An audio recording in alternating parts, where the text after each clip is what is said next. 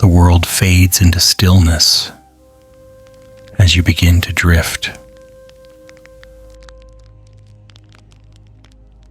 The night settles softly as if the sky itself is exhaling.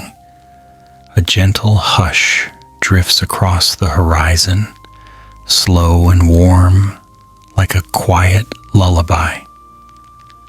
You may notice your breath loosening, easing into a peaceful rhythm without any effort at all. In this calm, let us drift together into the quiet pathways of history, where time moves at its own unhurried pace.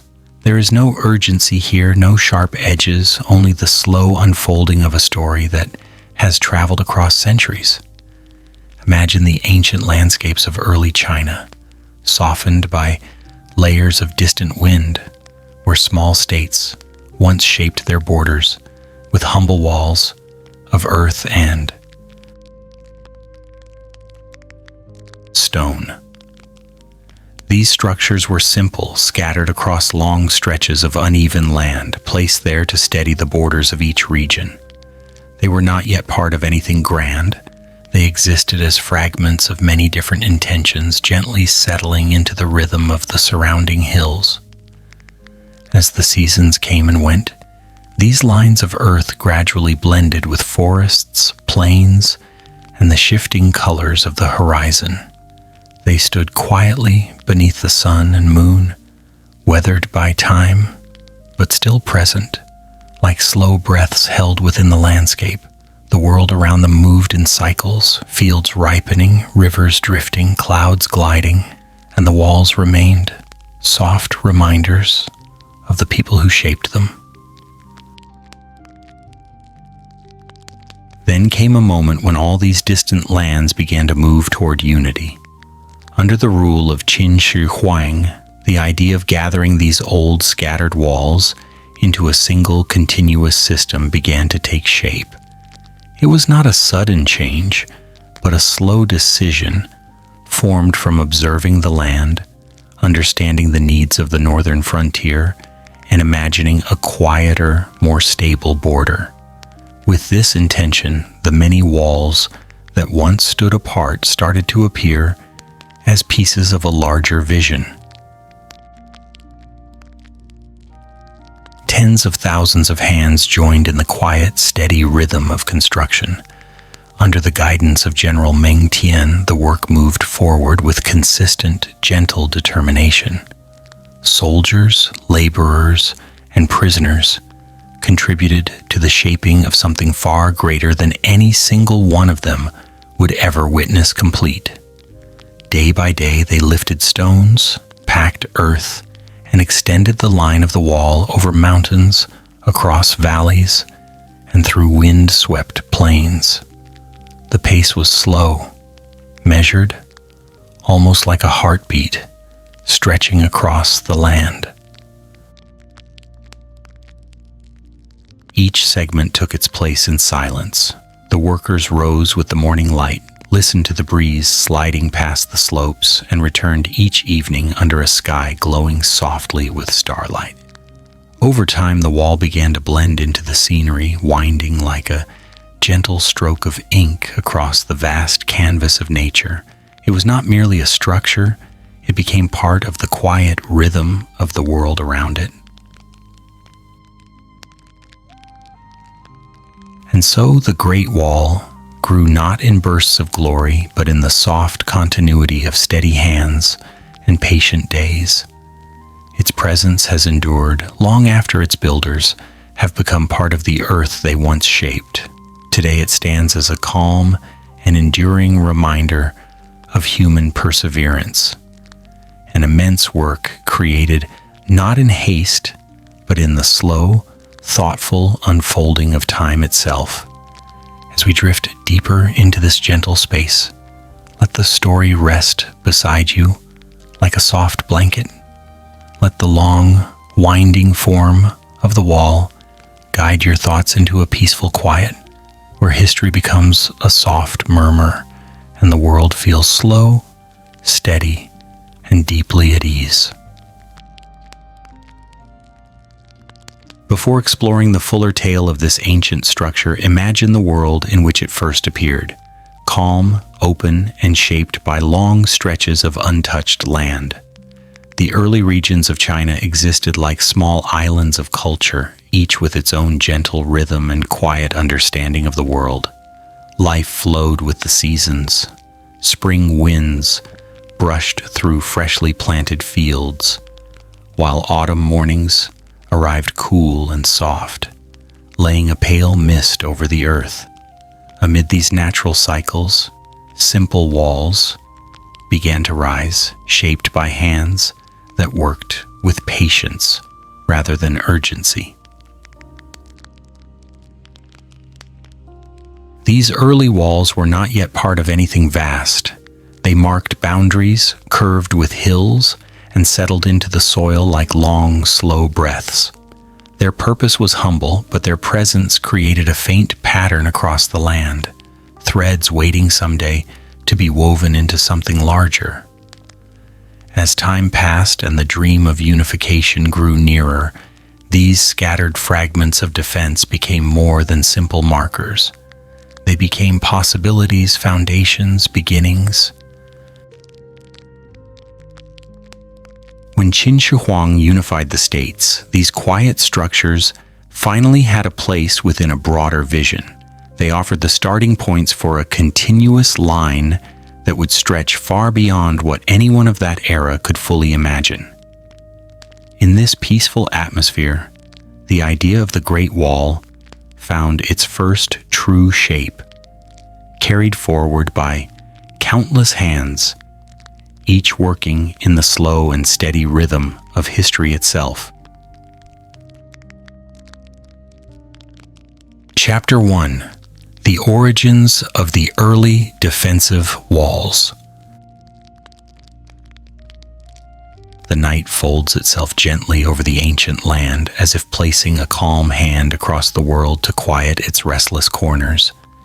In this softened darkness, the past rises not with noise or urgency, but with the quiet hum of memory, slow, drifting, almost like a distant melody carried by a breeze. When we step into the era known as the spring and autumn period, we enter a realm where time feels different, where days seem to stretch with a tranquil patience, and where history moves in long, unhurried currents. It is here, in this place, shaped by soft winds and slow seasons, that the earliest ideas of defensive walls began to take form, long before they became part of anything vast or unified.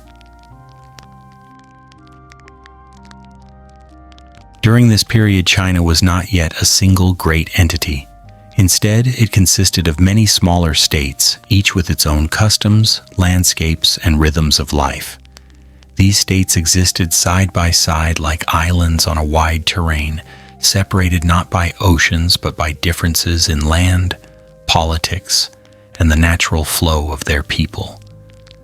The world they inhabited was broad and spacious, filled with rolling plains, gentle rivers, rising mountains, and fields that shimmered under the soft morning fog. Daily life moved with the steadiness of nature itself. Crops grew slowly in the fields, herds grazed along the foothills, and families lived by the cycles of planting and harvest, birth and aging, sunrise and sunset. Despite the calmness of everyday life, these states recognized the need to protect their borders. Threats did not storm in dramatically, instead they drifted in like shadows at the edge of awareness.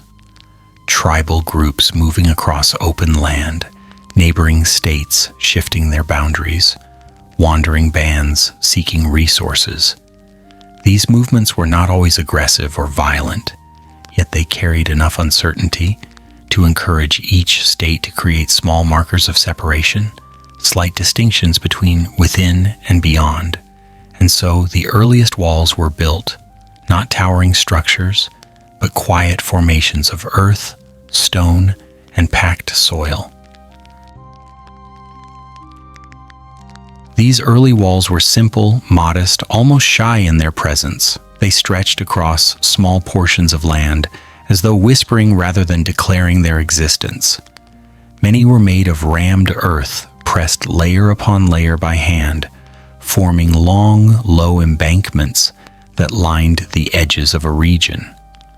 Others were constructed from rough stones, gathered from the surrounding hills, placed one on top of another, not in precise patterns, but with the natural irregularity of the land itself. Because they were built by local hands using local materials, each wall reflected the personality of the region it guarded. Some followed the lines of ridges, some curved gently around valleys, and some traced the sides of rivers where water offered partial protection. In these early days, there was no great vision to link these walls into a larger network. They were independent structures, quiet boundaries created by individual states to bring them a sense of steadiness and calm. The people who built them did so not with urgency, but with the rhythm of their daily routines. Workers placed stones as carefully as they tended crops, not driven by pressure, but guided by the slow, repeating motion of patient labor. As seasons passed, the walls blended gently with the surrounding earth. Grass grew along their edges, wild flowers took root in cracks, and birds perched atop them in the soft golden glow of sunset. Sometimes a traveler would walk beside one, feeling the comforting reassurance of its presence without fully realizing the significance it would one day hold. As the spring and autumn period gave way to the Warring States era, the land experienced changes. The states became more defined, their ambitions grew, and the atmosphere, though still shaped by the softness of nature, began to shift in quiet ways. Conflicts developed gradually, not as sudden storms, but like long waves rolling in from a distant shore. Each state sought security, not only through alliances and strategies, but through the expansion of their protective structures. Walls were extended, reinforced, and sometimes rebuilt entirely. They remained humble in appearance, yet they grew in length and spread across wider landscapes. It was during this time that the idea of longer defensive lines started to take shape. Though the states still built separately, the general concept of drawing broad boundaries became more familiar. A wall was no longer just a small border marker. It became a means to guide the movements of people, to shape territories, and to bring a deeper sense of stability to those living within its reach. The concept of defense itself transformed gently, shifting from simple marking to a more thoughtful form of protection. But even as these changes occurred, the emotional and visual atmosphere of the land remained calm. Imagine standing on a hillside during this era, looking out across the expanses of gently rolling earth. In the distance, you might see the faint line of a wall stretching like a soft brush stroke across the land. It would not dominate the scenery. Rather, it would settle into it, becoming part of the slow breathing of the landscape. The sky above would be wide and peaceful, shifting from morning blue to evening gold in long, slow arcs. Villages would lie quietly near streams. Fields would shimmer with crops swaying gently in the breeze, and travelers would walk along dirt paths that curved naturally with the land. While each state continued to build its own walls, none yet knew how these separate threads would one day be woven into something continuous and immense. The people simply built out of necessity, guided by the rhythm of daily life and the desire for steady boundaries. What they created was not a monumental structure, but a series of soft beginnings, early strokes on a vast canvas that would only be completed many generations later. With time, the walls became familiar features of the land. Farmers passed them on their way to the fields, children played near their edges, and merchants followed the routes beside them as they traveled between states. The walls became part of the landscape's quiet identity, existing as markers not only of territory but of the slow, evolving nature of human settlement. In a way, they grew with the land itself, aging gently under the changing skies, absorbing the footsteps, voices, and lives of the people who lived near them. As the Warring States era reached its height, the awareness of these structures deepened.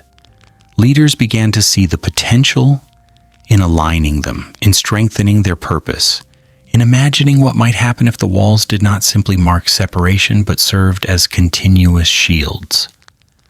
This thought, still faint and unformed, drifted through the minds of strategists and rulers, settling quietly like a seed, waiting for the right season to grow. But the time had not yet come. For now, the walls remained individual entities, each resting within the quiet breath of its own land. Through these centuries, the atmosphere remained gentle. Though political tensions existed, the natural rhythm of life continued to soothe the land. The wind still moved slowly across the fields, carrying the scent of soil and freshly grown leaves. Rivers continued their calm journeys from mountains to plains. Trees shed their leaves in autumn and bloomed once more in spring, each cycle marking another chapter in the world's unhurried progression.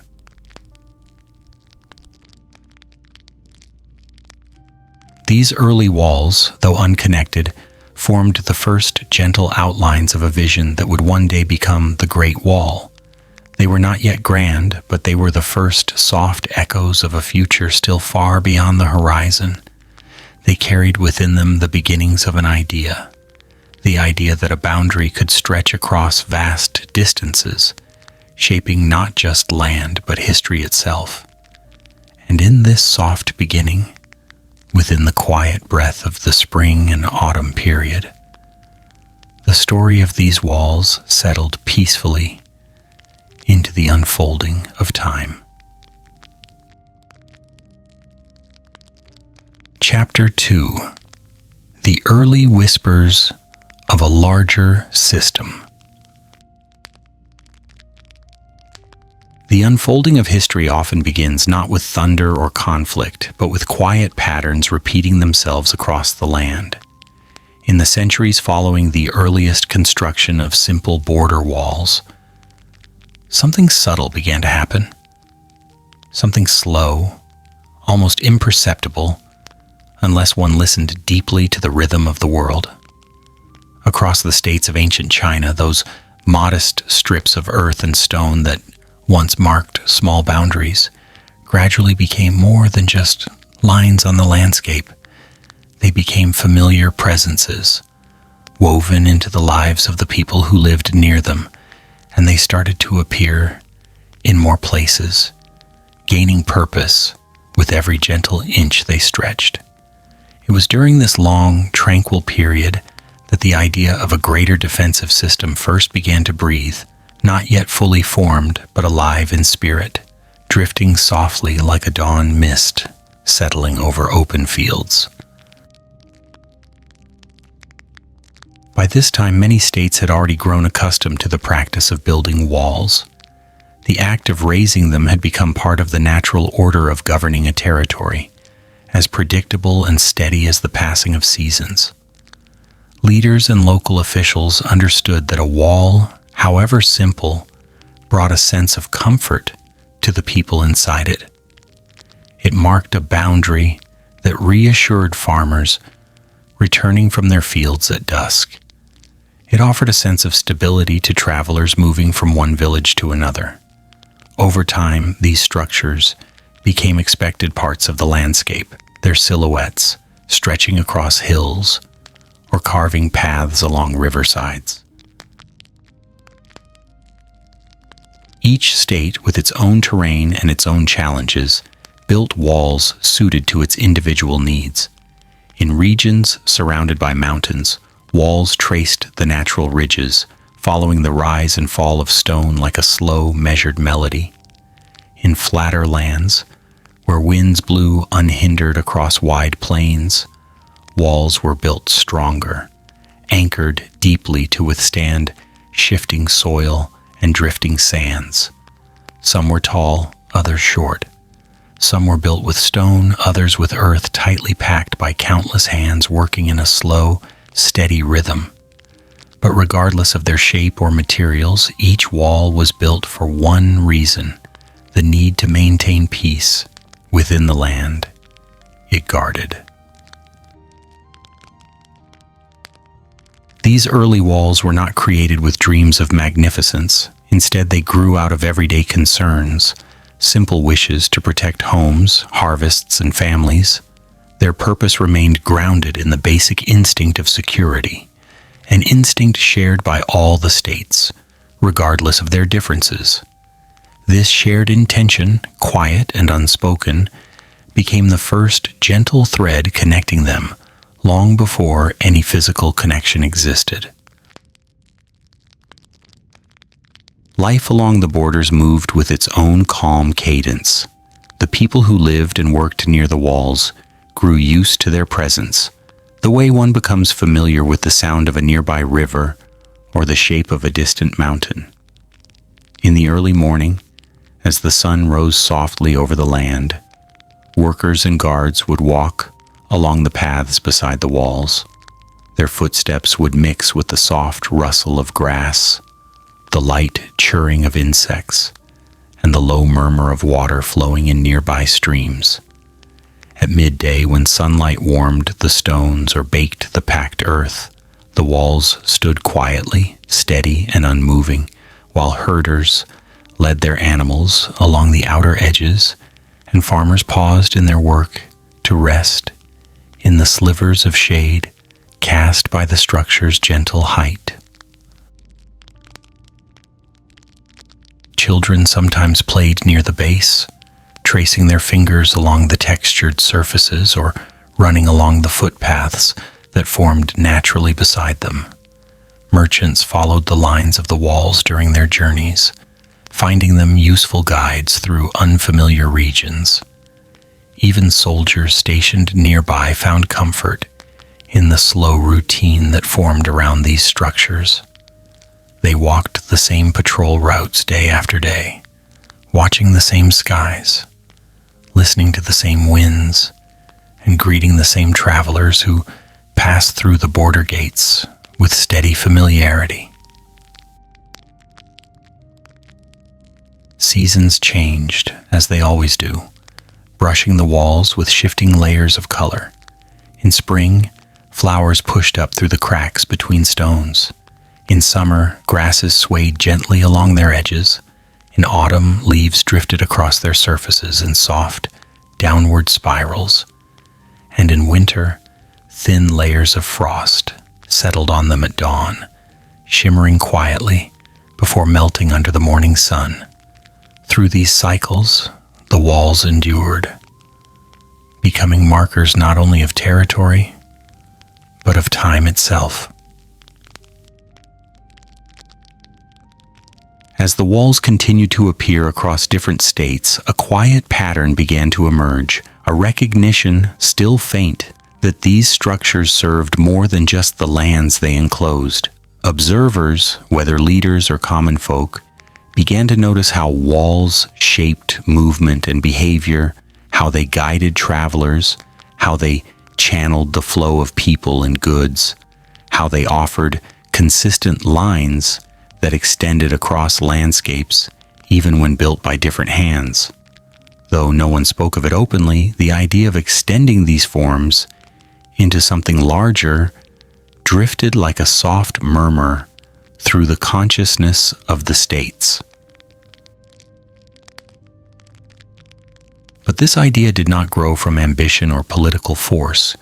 It grew naturally like a vine finding its way along a stone surface, winding slowly and gently without urgency. Every wall, no matter how small, carried within it the quiet seed of possibility. When one state built a wall, others took notice. When a wall successfully strengthened a border, other territories considered building their own. This gradual chain of influence traveled across the land, state by state, village by village, wall by wall, until nearly every region had adopted some version of this defensive habit. These individual habits, though created separately, formed the earliest foundations of what would one day become a unified system. Each wall was a small gesture, but together they hinted at a broader pattern. Much like scattered stars that eventually form constellations when seen from afar, these separate defensive lines began to form the earliest outlines of what would one day be recognized as a monumental and connected structure. Though no one of that era yet envisioned a single, immense wall stretching across the northern frontier, the groundwork for such a possibility was slowly taking shape. The people of the time simply lived their lives, unaware that their daily routines and simple constructions were forming the quiet roots of something far greater. They did not rush, nor did they imagine the distant future. Instead, they built with steady hands and thoughtful patience, creating structures that blended into the land as naturally as the rivers and hills. With each passing year, the walls stood silently, waiting without expectation. Their presence became more pronounced, their influence more noticeable. Travelers began to speak of them, describing how certain walls extended farther than others, how some connected to natural formations, and how others seemed to align with older structures just beyond the horizon. These murmured observations, shared quietly in inns and along pathside markets, contributed to the gentle realization that all these walls, in their own way, shared a fundamental purpose. And so the idea of unity, still distant, still faint, began to settle onto the land like a thin layer of mist at dusk. It did not arrive with declarations or grand visions. Instead, it came softly through the simple awareness that these small, separate efforts were part of a larger rhythm, a broader story slowly unfolding. The early defensive walls, humble and unassuming, carried within them the first whispers of a future where protection would no longer be the responsibility of individual states alone, but of a unified land seeking harmony and safety across its vast northern frontier. Thus, the roots of a grand system were planted, not by force but by habit, not by ambition but by necessity, not in haste, but in the slow, peaceful unfolding of life along ancient borders. These quiet beginnings, shaped by countless hands and softened by countless seasons, formed the gentle foundations upon which a monumental vision would someday rise. Chapter 3: The Moment of Unification and the Quiet Rise of a New Vision. The evening settles across the ancient land like a calm veil of warm dusk, stretching gently from the mountains to the quiet rivers that wind across the plains. In this softened glow, the world of early China feels as if it is breathing in long, steady rhythms, each breath carrying centuries of shifting borders and wandering clans. And somewhere within this hush of time, a subtle transformation begins, not in sudden bursts of noise, but in slow, deliberate movements that echo the calm of a new beginning. This was the era in which Qin Shi Huang emerged, guiding the scattered lands toward a single unified whole. Before the unification, the states existed like drifting clouds over a broad horizon, each shaped by its own winds, each changing at its own pace. Their boundaries shifted with the tides of fortune, their rulers wove their own paths through seasons of conflict and brief calm. But now, as Qin rose in strength and clarity, these drifting fragments began to draw closer, like quiet streams flowing toward one river. There was no abrupt moment of transformation. Instead, the unity formed gradually, unfolding gently across years of determined governance and patient consolidation. When the long-awaited unification finally settled upon the land, it did not crash in like a storm. It arrived like dawn, slow and spreading, illuminating the valleys and mountains with a new sense of belonging. Qin Shi Huang, now the first emperor, looked across the vast stretch of territory that had once been divided by uncertainty, and he breathed into it the steady rhythm of a single, harmonious order. With this unification came not only political alignment, but also a new awareness of the landscape itself, its mountains, rivers, and pathways, and the long-standing walls scattered quietly across its northern edges. These old walls, built by the former states, had once served as simple shields, each standing alone with its own small purpose. They wound through hills, traced ridges, and softened into valleys, offering guidance, boundaries, and protection to the lands they guarded. Qin Shi Huang approached these structures not as independent fragments, but as pieces of a larger possibility. His gaze swept across them with the calm intention of someone seeing the faint outline of something vast beneath the surface. He recognized in these scattered lines the beginnings of a unified defensive system, something that could stretch far beyond the imagination of the earlier states.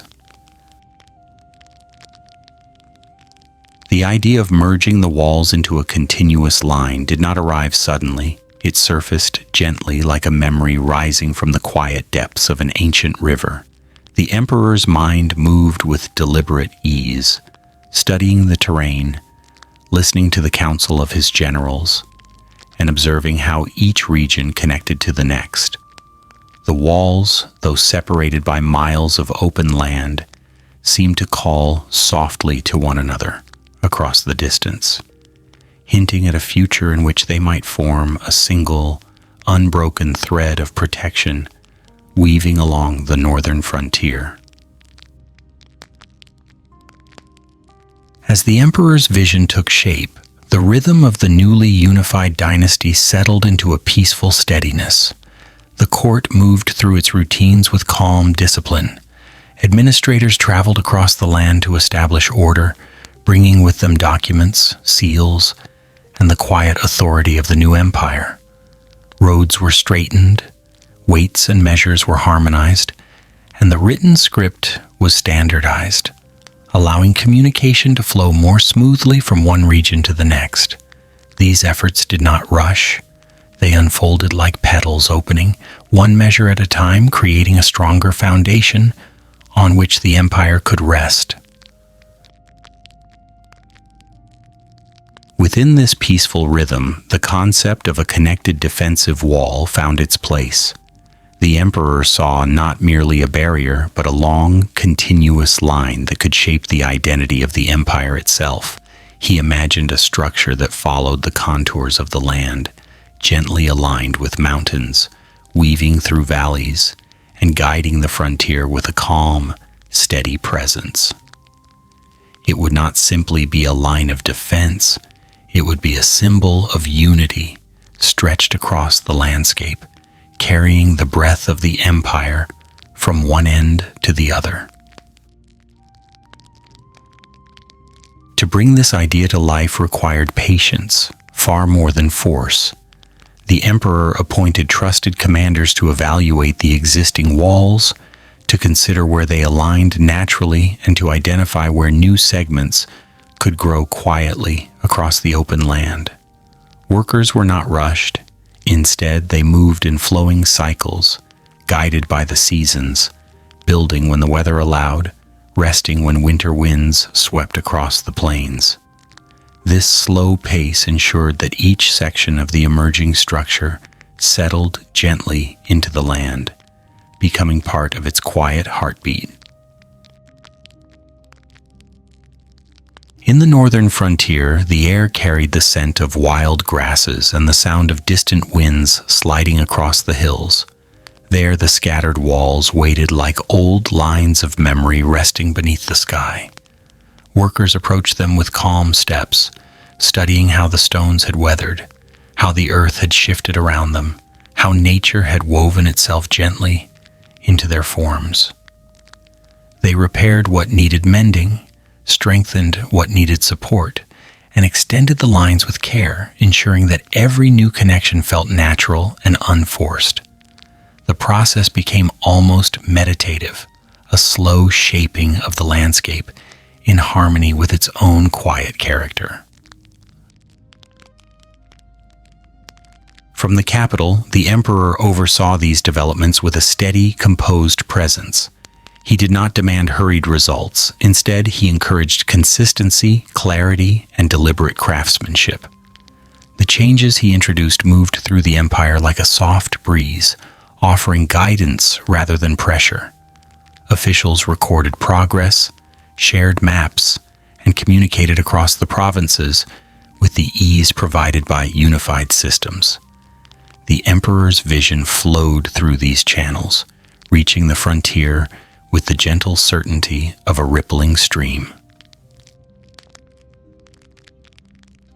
As months turned into years, the idea of the continuous wall became more tangible. It stretched farther across the land, taking shape across mountainsides bathed in golden sunlight and valleys filled with morning mist. Travelers noticed the changes with quiet wonder, observing how the once scattered walls seemed now to speak to one another, forming a dialogue through distance. Guards patrolled sections that had never before been connected, feeling a sense of unity extending beyond their immediate posts. The frontier itself began to feel different, less like a border of separation and more like a shared threshold, guarding a single peaceful realm. In this atmosphere of gradual transformation, the emperor's vision found its true home. Every new stone placed onto the wall resonated softly with the intention of unity. Every repaired segment felt like a gentle affirmation of the empire's newfound harmony, and every traveler, soldier, and worker who walked near the wall sensed, even if only faintly, the quiet presence of something larger unfolding around them. The unification of the land had formed the foundation. The merging of the walls became the breath of the empire stretching outward, and the calm, unhurried rhythm of the new dynasty ensured that these changes unfolded in peace, flowing gently through time like a lullaby carried on wind. Chapter 4: The Purpose Behind Expansion and Gentle Unification. The northern winds drifted softly across the vast stretches of the frontier, brushing over wide plains, low hills, and distant ridges that rose like quiet shadows beneath the pale sky. These winds carried no urgency, only the slow, wandering breath of lands that had witnessed countless footsteps and endless shifting seasons. Yet somewhere within their silent movement lingered a faint reminder. The northern border of the empire was open, spacious, and vulnerable to the wandering paths of those who lived beyond. Their presence was not always fierce nor hostile, but the uncertainty of movement across such a broad horizon gently stirred the emperor's thoughts. like a soft ripple traveling across still water. In the heart of the unified empire, this awareness settled not with alarm but with a calm clarity. The court understood that the land's peace depended on the quiet protection of its outer edges, and so the idea of expanding the existing walls grew slowly, like a flower opening in the morning light. It was not a demand nor a cry of urgency. It was a steady understanding, a desire to strengthen the breath of the land and allow its people to continue their days in restful harmony. The northern frontier was beautiful in its openness, but its openness also invited crossing, wandering, drifting lines of movement that belonged to no single place. The early walls, left behind by the former states, had served their purpose with simple dedication. They stood like fragments of an old melody, scattered across hills and valleys, each carrying the quiet intention of those who had built them long before. Now, under the unified rule, these fragments were seen not as relics but as foundations, soft beginnings that could be shaped into something longer, smoother, and more complete. The emperor looked upon them with a gentle eye, seeing not only what they were, but what they could become, pieces of a line that might one day stretch across the northern horizon in one continuous, peaceful flow. The idea of expansion did not fall upon the empire like a command. It drifted through the administrative halls, carried by soft discussions, by careful hands tracing maps, by thoughtful eyes reviewing the contours of the land. Each mountain, each river, each winding ridge offered guidance in its own quiet language. The wall would follow these shapes, not in defiance of nature, but in harmony with it. The builders would move with patience, matching the slow rhythm of the land rather than imposing hurried lines upon it. And so the work began, gently, steadily, without rush. Along the frontier, teams of workers arrived like morning light spreading across the plains. Their footsteps were measured, their tools simple, their voices soft. They studied the old walls first, brushing away layers of time, lifting stones, examining how the earth had shifted. The old segments welcomed their presence, as if grateful for the renewed attention, as if ready to join hands with their future extensions. The new lines of construction did not erase the old ones. Instead, they grew from them, stretching outward in smooth continuations, following the land's natural rise and fall. Where the earth dipped gently, the wall dipped with it. Where hills climbed quietly toward the sky, the wall followed, steady and sure, like a calm breath rising through a peaceful chest. Workers shaped the soil with deliberate care, their movements unhurried, their progress guided by the simple intention of connection. Life around the frontier barely changed in pace. Shepherds still guided their animals across the rolling fields, their paths weaving near the growing wall. Children still played near partially built sections, tracing patterns in the dust with curious fingers. Traders still moved along familiar routes, pausing to watch the slow but steady progress, offering small nods or quiet greetings before continuing their journey. The construction did not disrupt the old rhythm of life. It merged with it, becoming part of the gentle heartbeat of the land. Days passed, and the wall extended little by little. No part of it felt forced. It was as though the land itself was guiding the placement of each stone, the shaping of each curve, the meeting of each new line with the old. Workers paused often to rest, to feel the wind, to observe how the sunlight touched the ridges. Their work was not driven by urgency, but by the comfort of steady purpose.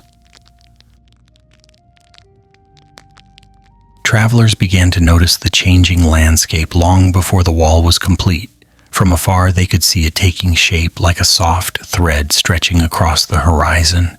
It brought with it a sense of quiet assurance, a feeling that the land breathed more evenly now, protected by a line not of aggression, but of gentle intention. The frontier felt less like an uncertain edge and more like a guardian arm resting upon the earth. In the capital, reports arrived with calm regularity, each describing progress made in the soothing language of slow accomplishment. A rebuilt tower here, a rejoined segment there, a new stretch following the graceful curve of a hill. The emperor received these updates with quiet satisfaction. There was no celebration, no dramatic declaration, only the steady unfolding of a vision shaped by patience and harmony. By the time the expansion neared completion, the wall stretched like a single peaceful ribbon across the northern frontier. The once fragmented pieces now flowed together, forming a seamless line that brought both protection and beauty to the landscape.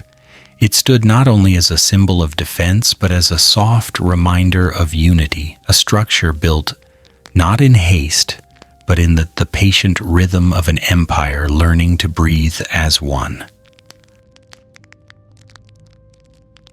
The northern winds continued to move across the land, but now they brushed gently against the stones of a wall that stretched in quiet continuity. The land felt calmer, the people felt safer, and the empire stood in a steadier harmony with its own borders. Nothing about the process had been hurried. Every step had matched the soft pulse of the world around it, every stone laid in the quiet intentionality of peace. And so the wall became part of the land's long sleep, an enduring line of calm, stretching beneath the wide sky, guarding the empire with the gentlest strength the ancient world had ever known. Chapter 5. The gentle role of General Meng Tian in the making of the Great Wall. The dawn light stretched softly across the horizon, brushing the mountains and plains with a pale shimmer that felt almost like a whispered blessing. In that serene glow, the quiet figure of General Meng Tian began his steady journey along the northern frontier, his footsteps unhurried, his presence calm as drifting mist. Though the empire's ambitions stretched far, it was his gentle guidance that shaped the rhythm of the Great Wall's construction, giving the immense project a heartbeat that moved with steady ease rather than force. He had been entrusted with a tremendous responsibility, yet he carried it without tension. Instead of marching with loud orders or harsh commands, he traveled with the soft clarity of someone who understood the land before him, its breathing hills, its wide plains, its shifting dunes. Where others saw challenges, he saw patterns. Where others felt urgency, he felt rhythm. And so the work began not with disorder, but with a smooth unfolding, like silk unrolling beneath patient hands. In the mountains, where the slopes curled like sleeping creatures, Meng Tian walked among the workers, offering calm instruction. The air was thin and cool, carrying the scent of pine and stone. He spoke softly, his voice nearly blending into the wind, but his words carried weight without needing volume. Workers found comfort in his presence. Under his guidance, stones were lifted with care, foundations aligned with quiet precision. The work never felt rushed. It simply flowed, step by step, breath by breath. Beyond the mountains lay the vast grasslands, wide, open, endlessly stretching into a softly trembling horizon. Here, Meng Tian moved with the same measured grace. He watched the grasses ripple like a green ocean under the touch of the breeze. He observed the paths where the wall would rest, letting the land itself suggest the most natural line. Workers followed his calm pace, building in gentle harmony with the terrain. Every stone placed felt like a note in a long, peaceful song. Then came the desert, warm and shifting, where the wind carried grains of sand in slow dances across the dunes. The desert could have been harsh, yet under Meng Tian's guidance, it became simply another part of the empire's long breath.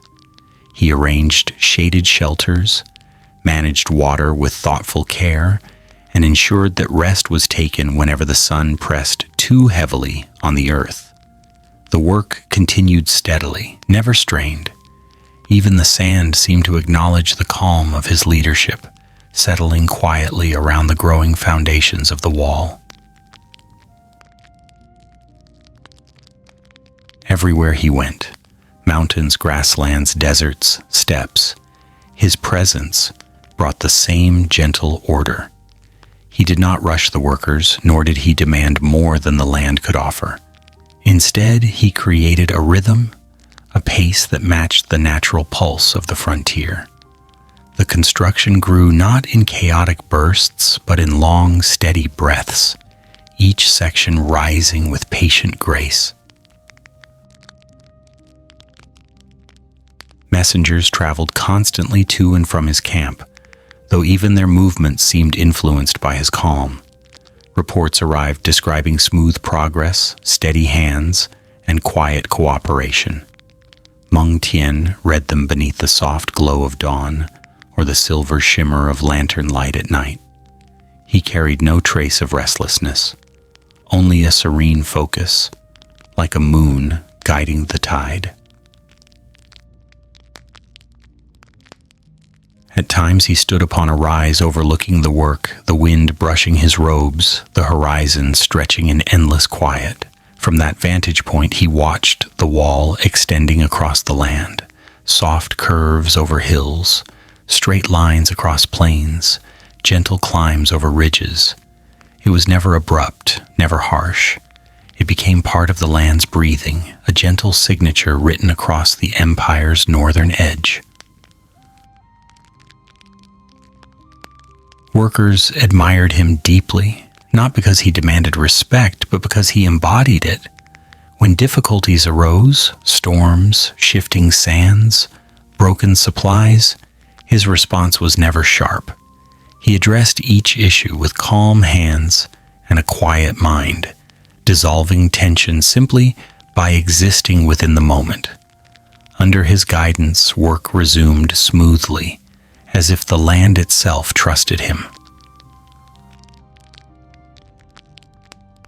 At night, when the camps glowed like scattered embers beneath the sky, Meng Tian still walked the perimeter. He listened to the sounds of gentle footsteps, distant tools, murmured conversations. He studied maps with silent concentration, adjusting plans in soft strokes, always mindful of nature's voice. The workers slept easier, knowing he was awake. Seasons passed, spring winds, summer heat, autumn quiet, winter hush, and still he remained the steady pulse behind the wall's creation. His presence became the thread that stitched the vast distances together. And the wall itself grew like a long, peaceful breath drawn across the land. By the time the major construction neared completion, the workers spoke of him with warmth, as though he were part of the land rather than a commander upon it. His calm leadership had shaped not just the wall, but the spirit of those who built it. The structure they left behind carried not only stone and earth, but a subtle, serene resonance, the imprint of Meng Tian's gentle guidance. Under his watch, the Great Wall did not rise as a monument of force, but as a quiet offering to the empire, a soft line of protection resting under the open sky. And through its long curves and gentle stretches, one could almost feel his presence still, steady, patient, and endlessly calm, like a soft echo drifting across the mountains and plains. Chapter 6: The Quiet Forces Behind the Great Wall's Creation. The early light of each new day touched the frontier with a softness that felt almost intentional, as if the sky itself wished to greet the workers with a calm hand laid upon their shoulders. In this pale glow, the vast network of people who shaped the Great Wall began their steady movements, each group emerging from the quiet of dawn in smooth, unhurried patterns. There was no rush, no harsh shouts, no frantic gathering, only the slow awakening of a living workforce, breathing together in the cool morning air. The soldiers were always the first to rise. Their discipline did not crack like a whip. Instead, it floated like a peaceful rhythm through the camps. The soft clinking of armor, the gentle shuffle of boots on packed earth, the low murmur of morning routines, all of it blended into the land's own stillness. They were not conquerors here, not an army marching against an enemy. They were guardians, steady pillars of presence, guiding the work with a patience shaped by long years of training. Their lines formed smoothly like strokes of ink across a quiet scroll. They oversaw the transport of materials, guided work rotations, and ensured that the pace remained balanced and unforced. Even their commands sounded softened by the wind, carried away on the morning breeze, until they felt more like suggestions than orders. Under their steady watch, the camps settled into a soothing order that eased the hearts of everyone who lived within its boundaries. Soon after, the commoners joined the movement, men and women whose hands were familiar with the earth, whose lives had long been tied to the rhythms of soil, wood, water, and fire. They did not arrive with dramatic purpose. They came with quiet commitment, bringing the everyday skills that kept the project breathing. Cooking meals, grinding grain, repairing tools, tending fires, gathering water, smoothing the rough edges of daily life so that the larger work could flow without interruption. They worked the way a gentle river moves, steady, dependable, never drawing attention to itself, yet essential to everything that grows around it. Their voices floated softly through the air as they mended wooden beams, woven baskets, and patched torn clothing. Their laughter, light and unhurried, drifted across the camps like fragments of birdsong. They kept the spirit of the place warm, soft, and human.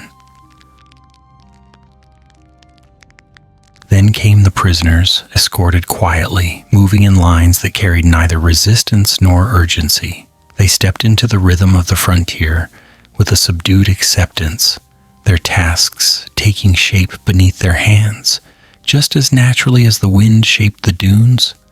For many, the wide horizon and slow pace offered a strange kind of peace, a break from the confines of their former lives.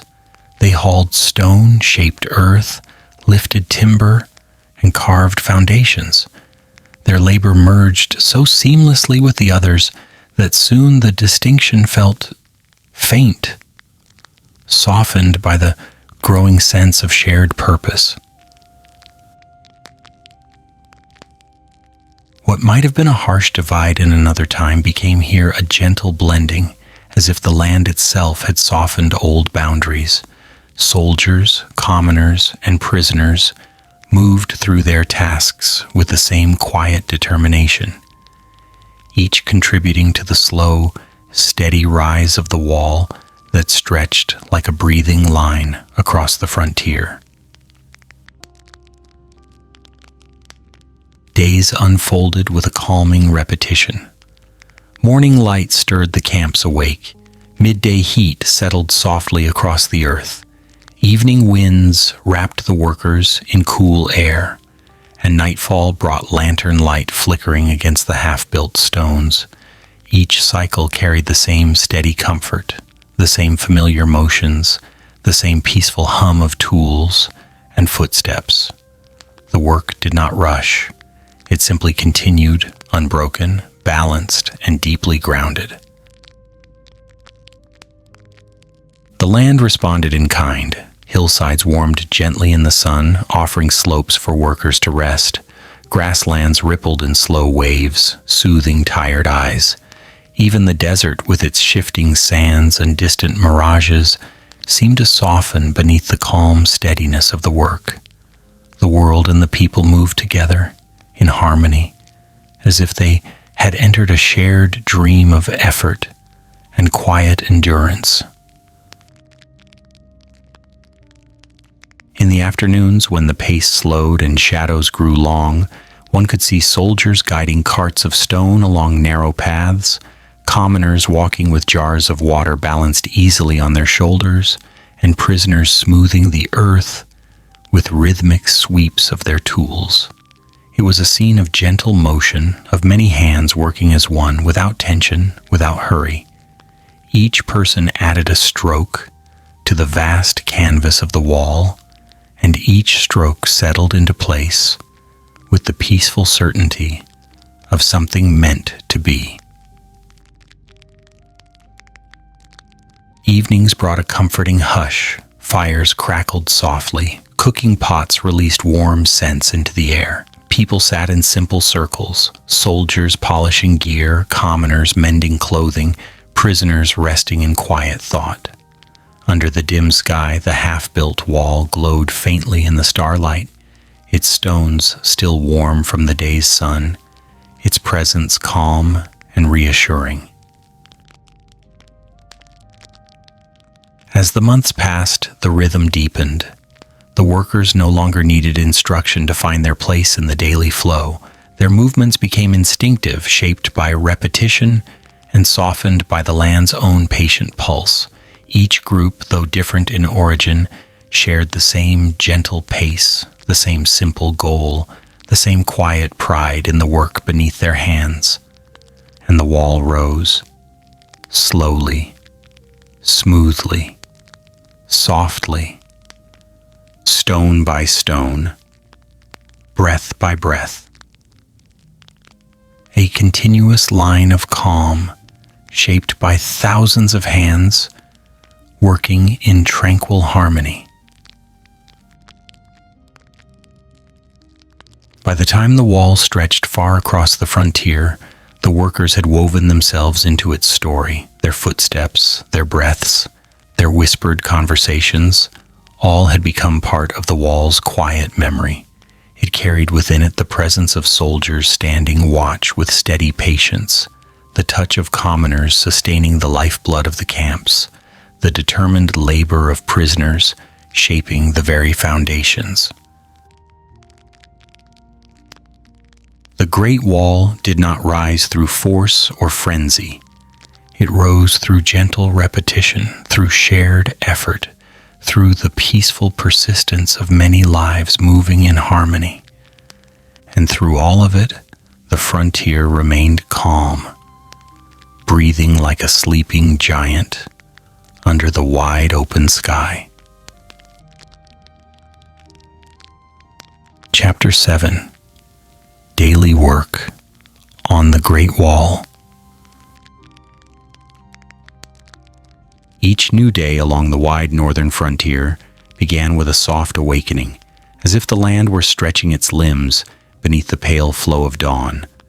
A thin silver light washed over the hills, slipped through the tall grass, and spread across the winding paths where the Great Wall slowly grew. Nothing happened abruptly here. The morning unfolded like a gentle exhale, and the workers, soldiers, laborers, and those who carried the weight of past mistakes, rose into their routines with the same unhurried rhythm the land offered them. Before the sun had climbed high, the first movements of the day echoed softly across the work site. Wooden wheels creaked as carts rolled steadily over packed earth, carrying stones of many sizes. The oxen moved with calm patience, their slow steps sending small tremors through the ground. Men lifted baskets filled with soil, their shoulders rising and falling in quiet waves, each movement blending into the next, until the entire work line felt like the tide breathing along the shore. Dust drifted upward in pale, sleepy spirals, dissolving into the morning air before anyone noticed it had ever been there. The preparation of the foundation was always the heart of the morning.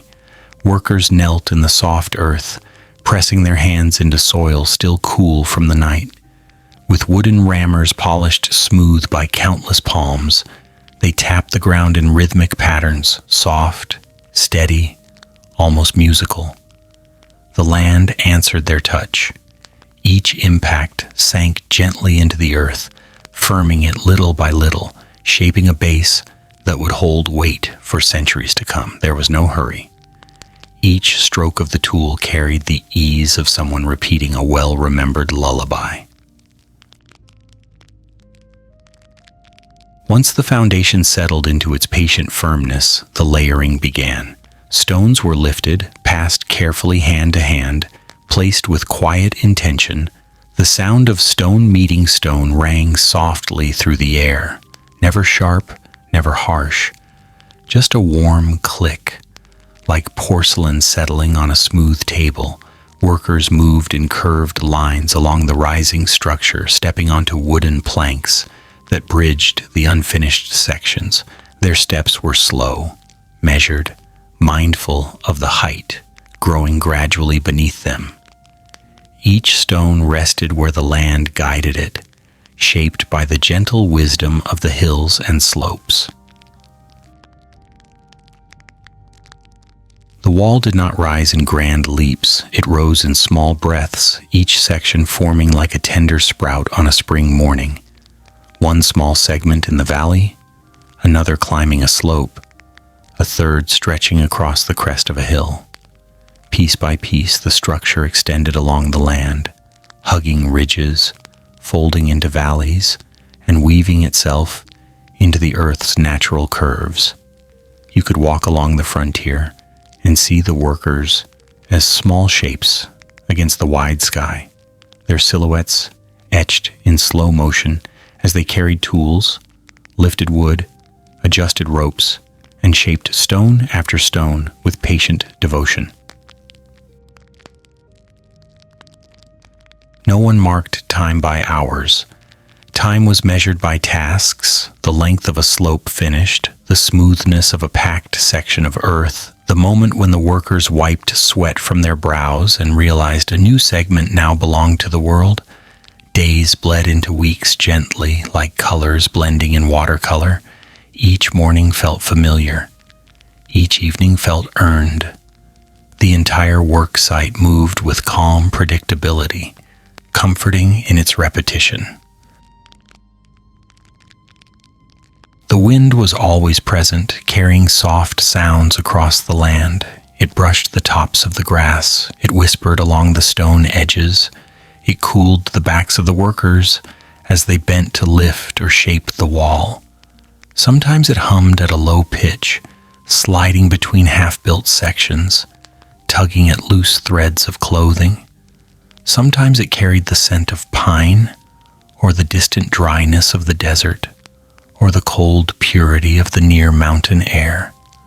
The workers welcomed the wind.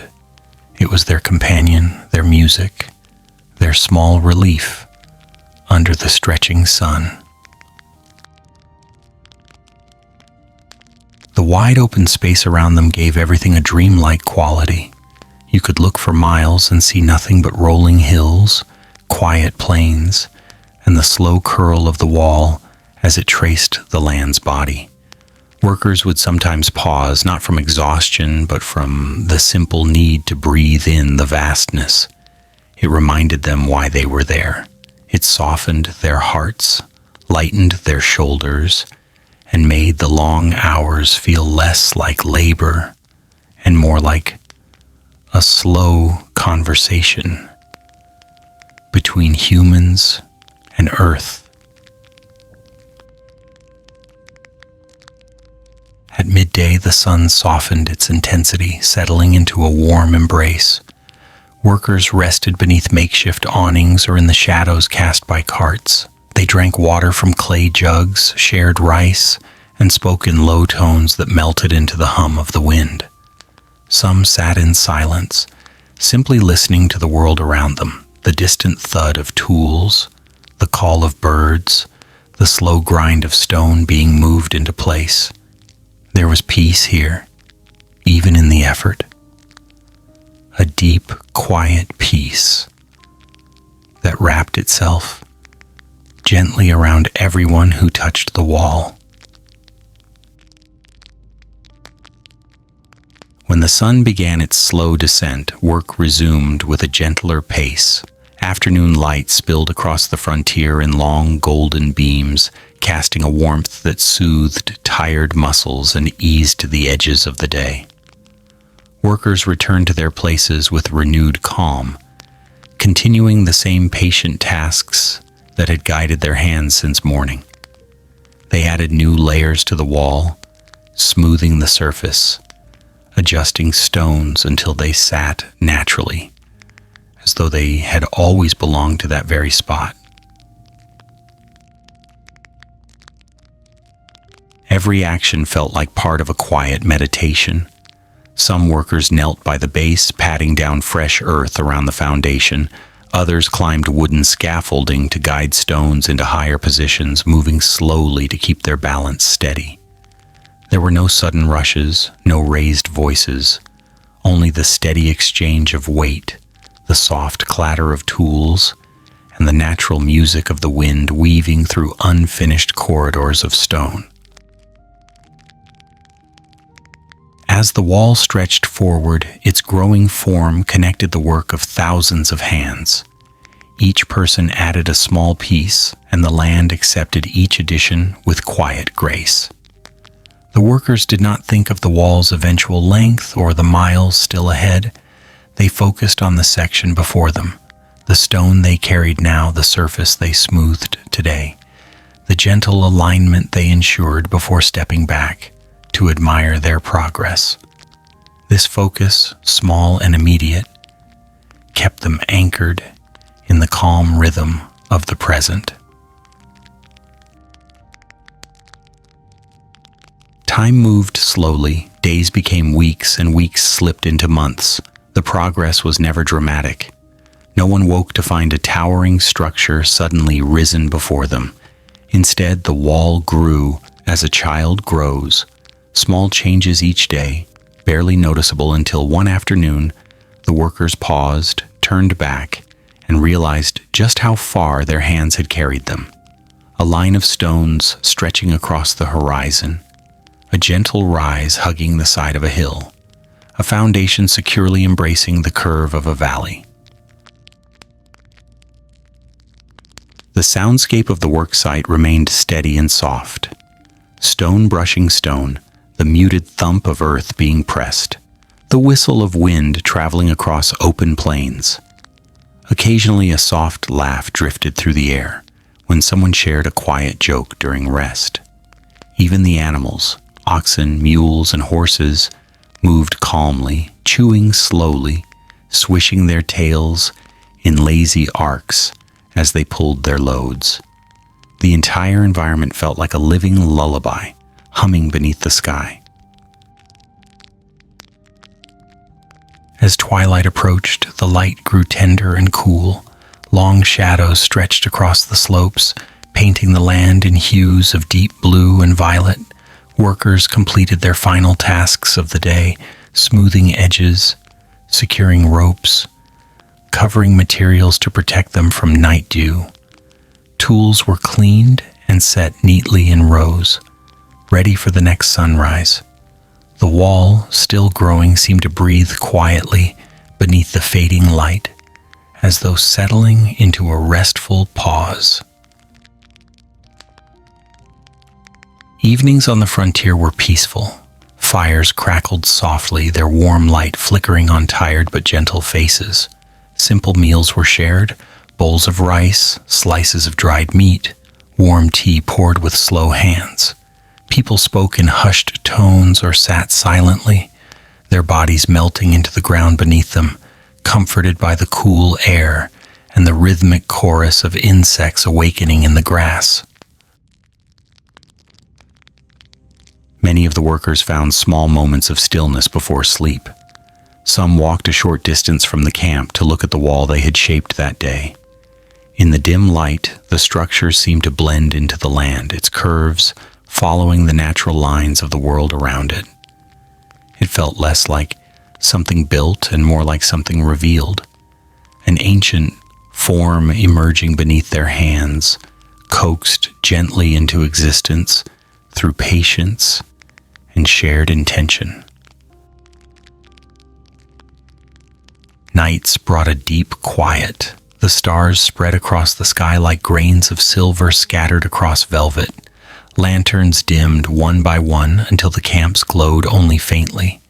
Workers lay on simple bedding, the cool night air brushing lightly across their skin. Their breaths fell into slow, even patterns, matching the rhythm of the land. Behind them, the great wall lay like a sleeping giant, its stones cooling in the night breeze, its presence steady and comforting. In the days that followed, the work continued with the same gentle cadence. There was no final rush, no frantic need to meet impossible demands. The construction moved with the seasons, adjusting to rain, wind, heat, and snow. Sometimes workers paused when the wind became too strong. Sometimes they slowed during the cold. But the rhythm always resumed, as natural as the turning of the earth beneath their feet. The daily work on the Great Wall was not defined by grand gestures. It was defined by small and almost invisible acts, the lifting of one stone, the smoothing of one edge, the pressing of one handful of earth.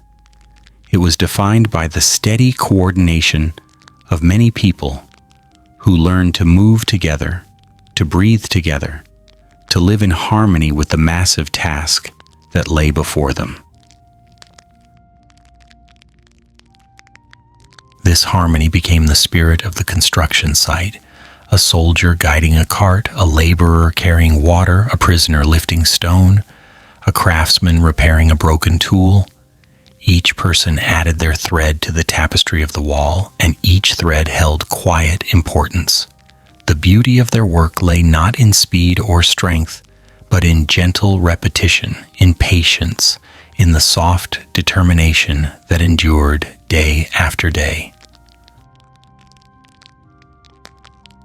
By the time the wall had stretched far along the frontier, touching hills and valleys that once lay bare, the workers understood that they had been part of something greater than the stones they lifted. They had built not only a barrier, but a rhythm, a living rhythm carved from the land, from their hands, from the silent music of the world around them. And so the Great Wall rose, not as a monument of force or hurry, but as a long, peaceful breath resting across the northern horizon. Each day's work, quiet and steady, had shaped it. Each stone, laid with calm intention, had given it strength.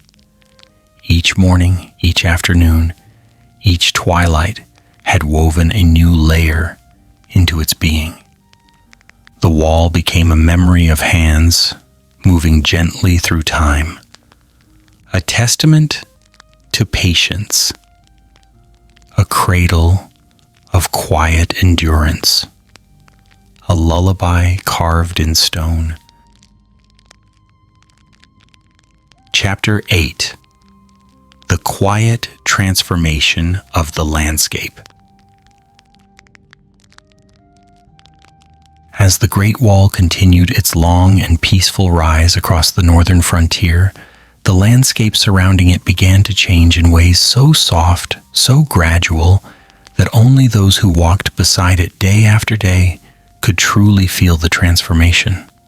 The wall did not announce itself with sudden presence or dramatic shape. Instead, it appeared slowly, like a quiet line forming on the horizon, an idea turning into something visible, stretching gently across mountains, across dry plains, across valleys shaped by wind and time. It settled into the earth as though it had always been meant to rest there, a natural part of the land's slow and ancient breathing. In the beginning, only small clusters of stones rested upon the hillsides, their pale surfaces catching the first touches of morning light. These early portions looked almost like markings left by traveling clouds, faint impressions laid down by something drifting overhead. But as the days passed, the small clusters grew into longer chains, and the chains grew into winding curves that followed the contours of each slope. The wall's presence expanded like water flowing through tiny channels, seeking the paths where it belonged. Each new segment of stone connected to the last with calm certainty, forming a quiet thread of continuity across the land. In the mountains, the transformation felt especially profound. The wall wrapped itself along the ridges like a soft ribbon of earth and stone, never harsh, never imposing. Workers paused often just to observe how the stones blended into the mountain's own rugged textures. Morning mist drifted around the newly built sections, giving them the appearance of floating between earth and sky. Sometimes, in those early hours, the mountains felt like quiet guardians, watching the workers with patient eyes as the wall extended gently across their backs. The changing landscape invited reflection, inviting workers to breathe deeper, to feel the steady pulse of the mountain beneath their feet. On drier plains, the change happened more quietly still. The wall rose in modest heights at first, its colors mirroring the pale gold of the sun-baked earth. The stones carried the hue of dust, the soft warmth of afternoons, the gentle softness of distant hills. When the wind swept across the plains, it brushed along the wall's surface with the same tenderness it gave to wild grasses. Workers moving along the frontier sometimes blended so completely into the scenery that they seemed like part of the land themselves, figures shaped by sun and wind, leaving faint footprints in the earth as they passed. The wall in these open regions seemed less like something constructed and more like something revealed, carved quietly out of the land's own memory. Day after day, the scenery shifted with the wall's slow growth. What had once been open emptiness now carried a line, a shape, a soft rise against the sky. It was not a disruption, it was a gentle addition, a new note added to an old song. The hills echoed differently now, holding sound between the stones. The plains caught shadows differently, stretching them across the wall's surface as evening approached. Birds circled above it, sometimes settling upon its edges, as though they too recognized it as part of the natural world. Each season shaped the wall in its own way. Spring laid soft grasses at its base. Summer wrapped it in warm light. Autumn brushed it with gold. Winter crowned it with snow, a quiet blanket that made the entire frontier feel like it had fallen asleep under the pale sky. The wall seemed most alive during quiet mornings. Before the workers gathered and before the footsteps of the day began to echo, The wall rested in the early glow like a sleeping dragon stretching across the land. Light poured gently over its curves, highlighting every stone, every ridge, every step. Sometimes the mist would cling to the surface, curling around the stones like a shawl. In those delicate moments, the wall did not feel like something built. It felt like something born, a shape emerging from the land itself, soft and ancient, touched by both dawn and memory. In the late afternoons, when the sun softened its intensity and the shadows grew longer, the wall blended into the warm hues of the horizon. The workers who moved along its length walked with slower steps, tired but peaceful. Their presence did not disturb the land. They became part of its rhythm, part of the quiet breathing that defined the frontier. Their movements mirrored the wind, smooth and patient, carrying a sense of harmony. Some carried water, some carried tools, others simply walked to inspect sections already completed. Their silhouettes stretched long across the stones, merging with the evening light. As dusk approached, something magical happened. The sky shifted into soft shades of rose and lavender. The wall caught the final warmth of the sun and glowed faintly as though it held the day's memories within its stones. Birds returned to their nests. Wind quieted. Workers prepared to rest.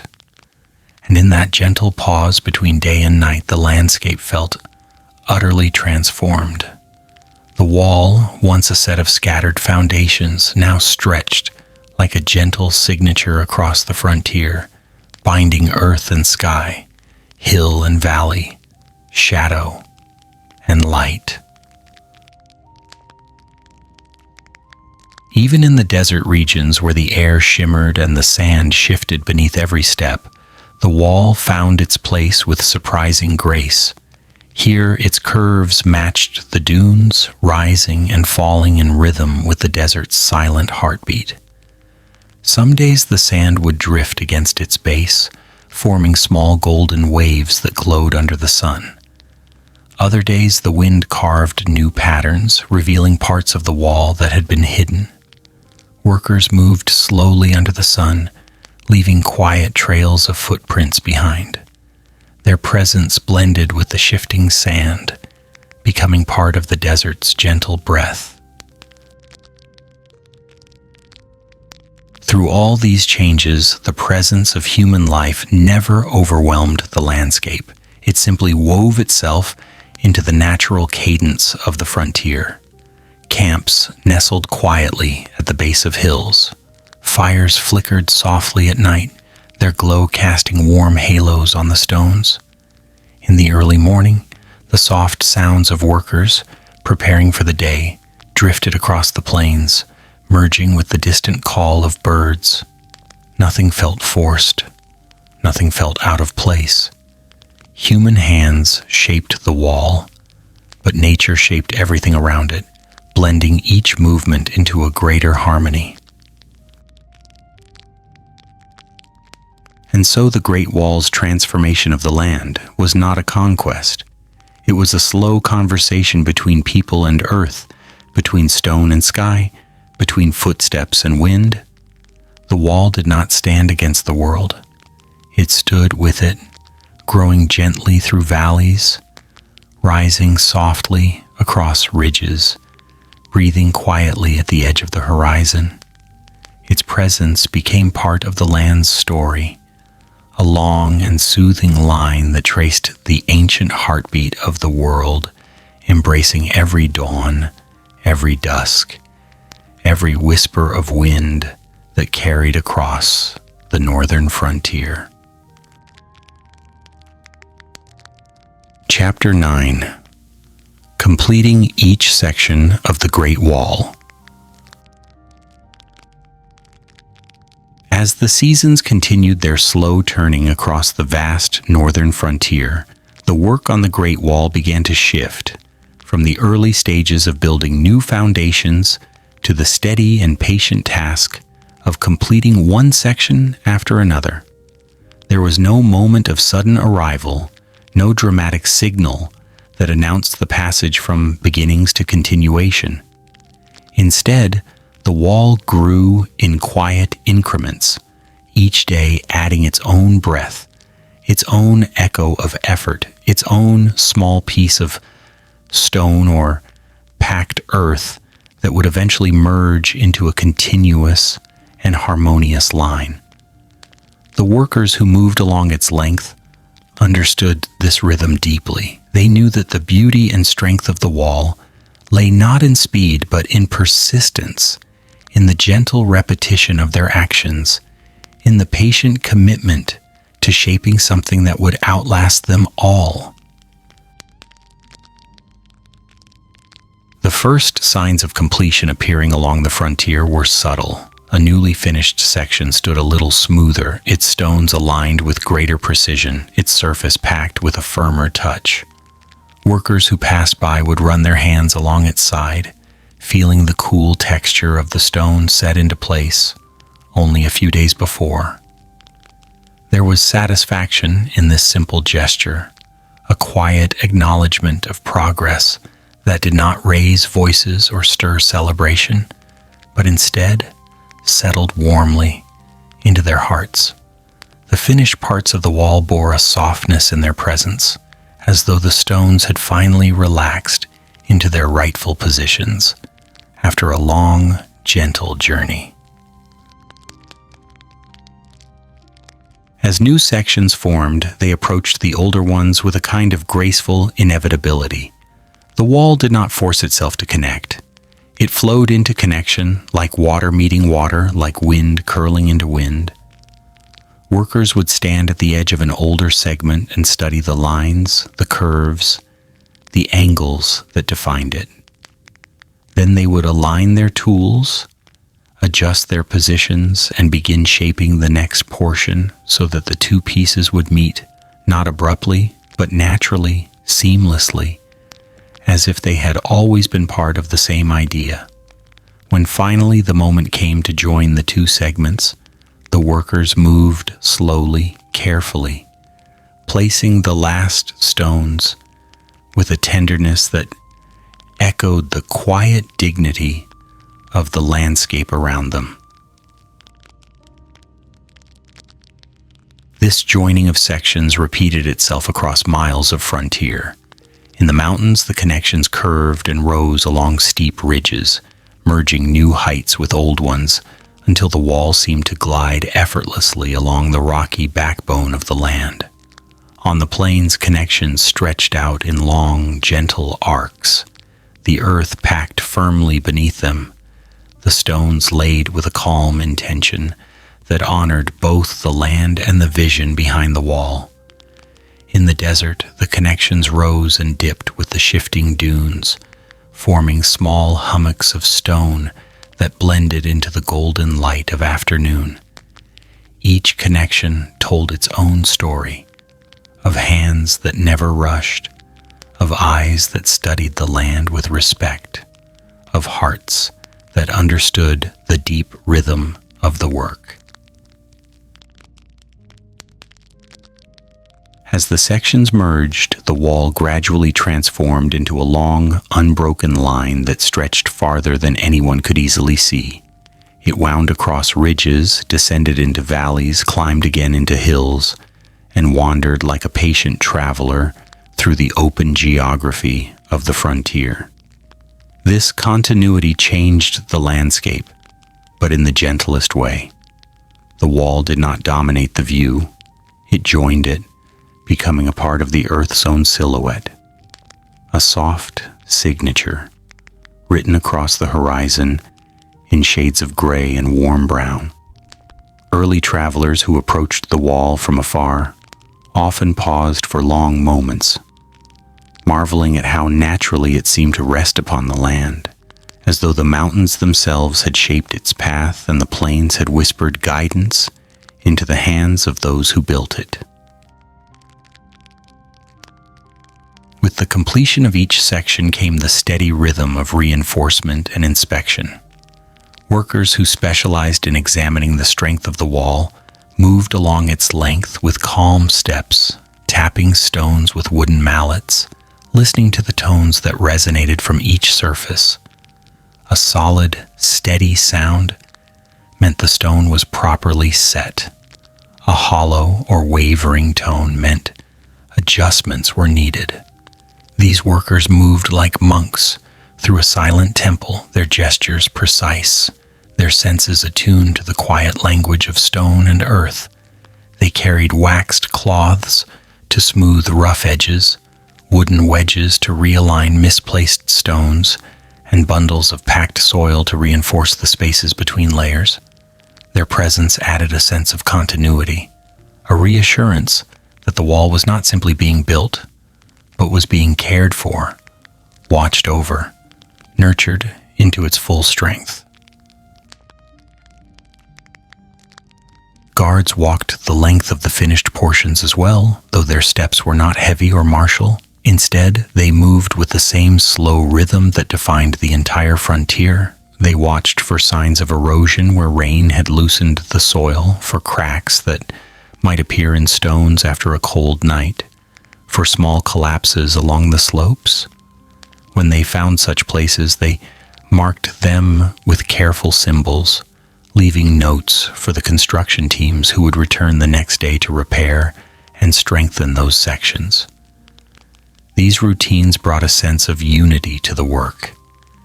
Every hand, whether shaping stone or inspecting it, contributed to the quiet resilience of the wall.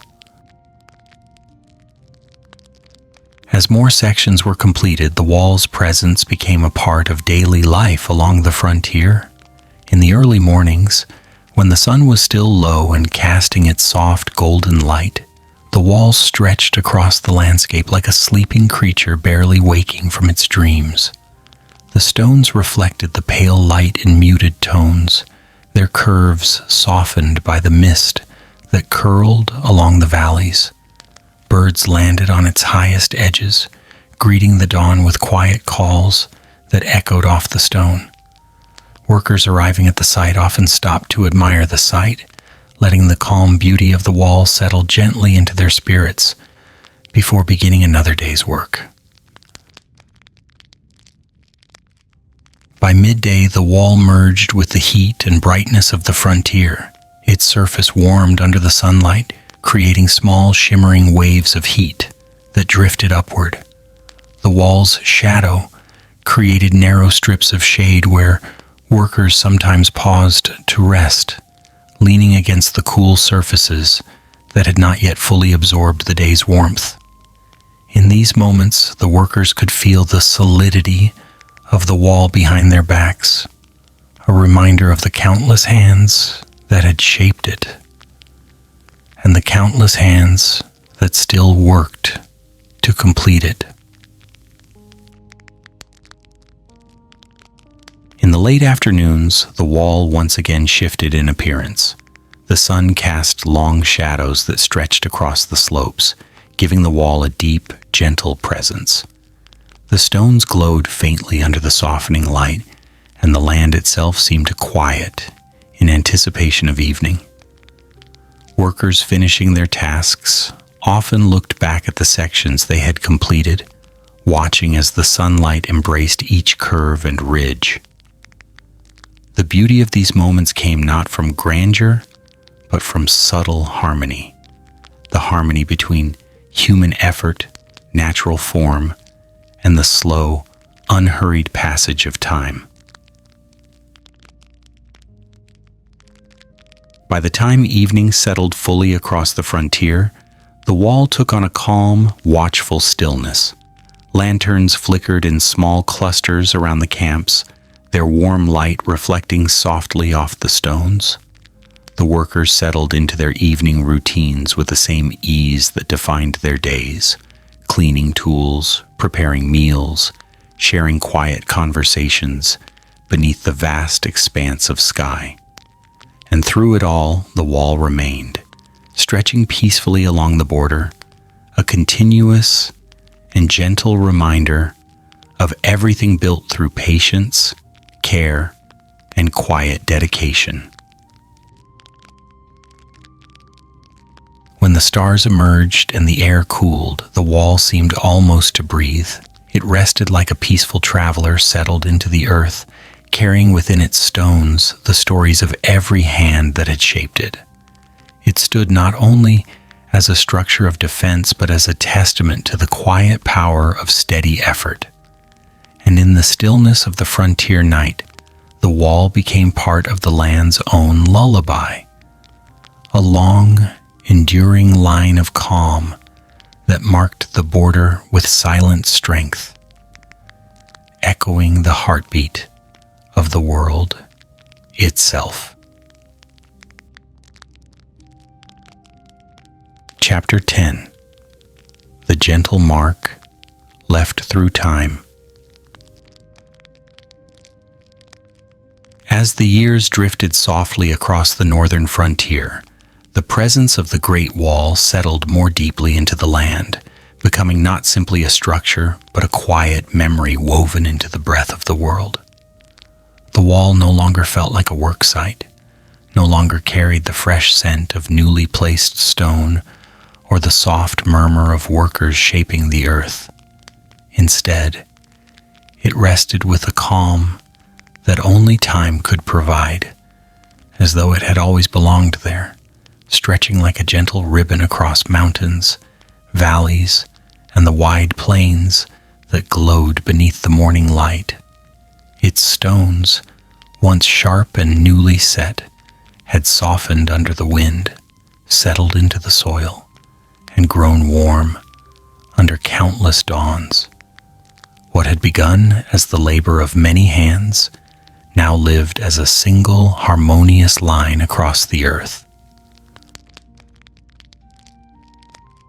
The completion of the wall came not as a thunderous moment, but as a gradual awakening. One day the workers looked around and realized that all the sections, all the winding paths of construction had finally met each other. The final stone was placed without ceremony, without the rise of triumphing voices. It simply found its place, as every stone before it had, and the wall breathed into stillness.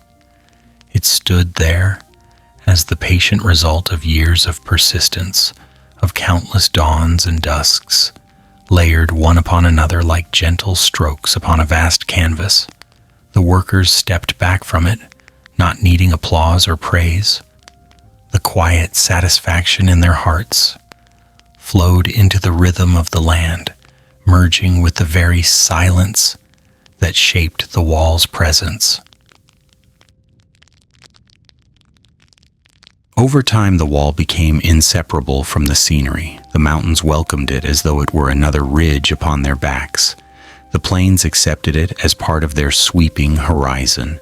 The desert curved around it, brushing its edges with warm sands and whispering winds. In winter, snow crowned the wall with soft white blankets, and in summer, the stones shimmered beneath the golden sun. The wall's colors shifted gently with the seasons, sometimes pale, sometimes warm, sometimes wrapped in the silver glow of dawn. No matter the season, it rested deeply within the world's embrace, no longer a disruption, but a companion to earth and sky. Life along the border continued in its slow and peaceful rhythm. Villages nearby grew and settled, their homes built with the same patient care that had shaped the wall itself. Farmers tended their fields in steady cycles. Shepherds guided their herds across rolling hills. Travelers moved along the frontier paths, sometimes stopping to rest in the shade of the wall, leaning against the cool stones as they listened to the quiet hum of the wind. Children grew up playing near its base, their laughter echoing against its ancient surface, weaving new layers of life into its enduring presence. The wall became a landmark not only of stone, but of memory, something seen every day, yet never fully exhausted of meaning. Even after the workers who built it had long drifted into the past, the wall held the imprint of their hands, their slow, patient labor, their steady breath. Those who visited it in later generations could feel these echoes. They would place their palms against its warm surface and sense, in some quiet way, the weight of time layered within it. The careful placement of each stone, the unhurried shaping of each curve, the dedication poured into each foundation. Travelers often paused not to marvel at its grandeur, but to appreciate the peace it carried, a peace born of effort, repeated day after day, week after week, year upon year. As centuries unfolded gently around it, the wall became a thread binding past and present. Historians spoke of it with reverence. Poets described it as a sleeping dragon across the land, and elders told stories of its creation with voices soft as drifting wind. Yet despite the tales and admiration, the wall's true power lay in its simplicity. It stood quietly, not demanding glory, not reaching for the sky with towering ambition. It simply existed, a patient line stretching across the horizon, reminding all who looked upon it that persistence creates beauty, and the time when embraced with calm and care shapes everything into softer forms. Along the border, life remained slow and balanced. The days unfolded gently, the morning breeze brushing across the stones, the afternoon sun warming the wall's broad surface, the evening shadows stretching long and restful.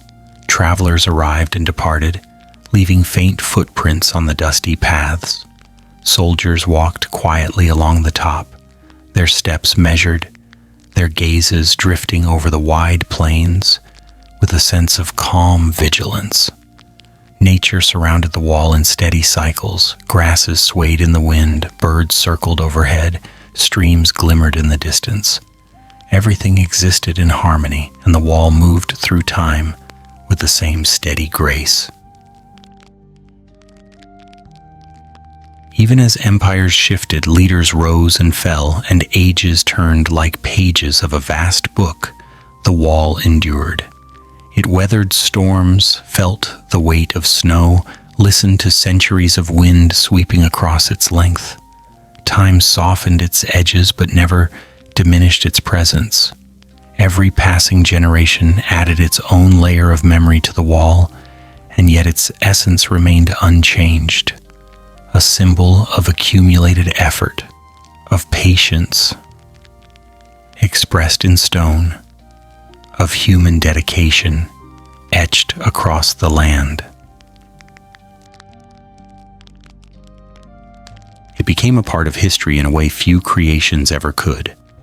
Not merely a monument or a defense, but a testament to the quiet strength of human perseverance.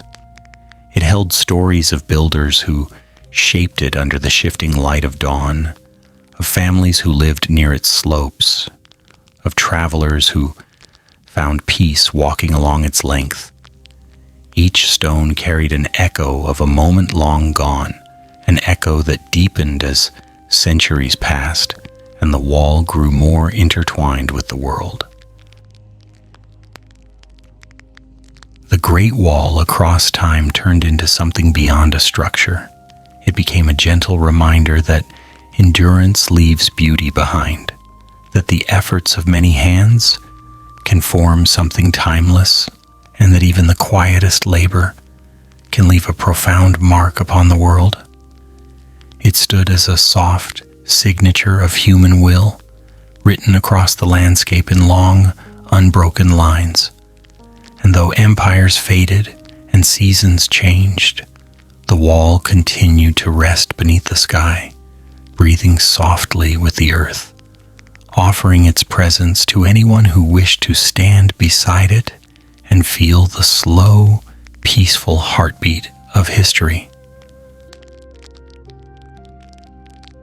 Even today, the wall remains a wonder, a symbol, a whisper from the past, a quiet lullaby carved into the hills, a magnificent and gentle legacy of the Qin dynasty, proof that patience shapes greatness and that the world remembers the marks left by steady, enduring hands. Closing section. A quiet ending to an ancient human marvel. In the long, unbroken hush of history, the Great Wall rests now as a soft echo of the hands that once shaped it, a calm memory stretched across mountains and plains beneath the drifting sky. Time has carried away the voices of the workers, the footfalls of soldiers, the murmurs of camps, yet their quiet persistence remains, woven delicately into every stone. What was once a living worksite filled with steady footsteps and gentle labor has become a peaceful thread in the tapestry of the world, a serene reminder of how slowly and patiently human effort can transform the land. As the centuries flowed past like gentle rivers, the wall softened into the landscape, its stones weathered into the hues of dawn and dusk, shifting from gold to silver to muted gray beneath the changing light. Grasses grew up against its sides, birds nested within its sheltered corners, and the wind learned to hum softly as it slipped through its ancient pathways. The wall no longer stands as a barrier. It stands as a companion to nature, breathing in harmony with mountains, clouds, and the vast, silent sky. And though the people who built it have become distant shadows in time, their legacy lingers tenderly. Their patience, their quiet determination, their slow and steady labor, all of it has shaped a wonder that still rests gently across the northern edge of China.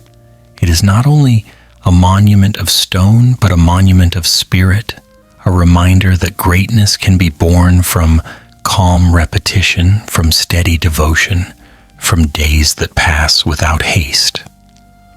The wall is a lullaby, written not with words, but with earth and endurance. Travelers who walk its ancient length today still feel its softness, not in texture but in presence. They pause along its high ridges, watching the horizon melt into blue distance, breathing in the same winds that brushed the workers centuries ago. They place their hands on the stones and feel the warmth of the sun, the coolness of evening, the quiet pulse of time itself. In those moments, it becomes clear that the Great Wall is not merely a structure. It is a memory, a whisper, a gentle heartbeat carried across generations. And so, as the world continues its slow turning, the wall remains, a peaceful testament to human perseverance, a calm imprint left upon the earth by ancient hands. It hums softly beneath moonlit nights, glows warmly beneath morning skies, and rests timelessly as a gentle reminder of what patience, unity, and quiet strength can create. A marvel not of loud triumph, but of steady, enduring human grace.